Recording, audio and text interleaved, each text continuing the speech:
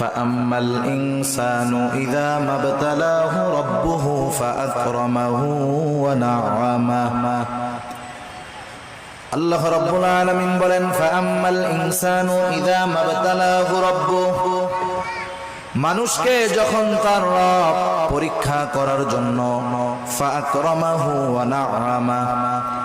তাকে সম্মান দেয় আর সম্মান দেয় সম্পদের মালিক বানায়া দেয়। একটু খেয়াল করেন আল্লাহ তাআলা বলতেছেন মানুষকে পরীক্ষা করার জন্য যখন তার রব তাকে সম্মান দেয় সম্পদ দেয় তাকে নিয়ামত প্রদান করে সে নামাজ না পড়ুক রোজা না রাখুক সে মানুষের কাছে বলে বেড়ায় ফায়াকুলু রব্বি আকরামান আমার রব আমাকে সম্মানিত করেছে। আল্লাহ তাআলা বললেন আমি মানুষকে সম্মান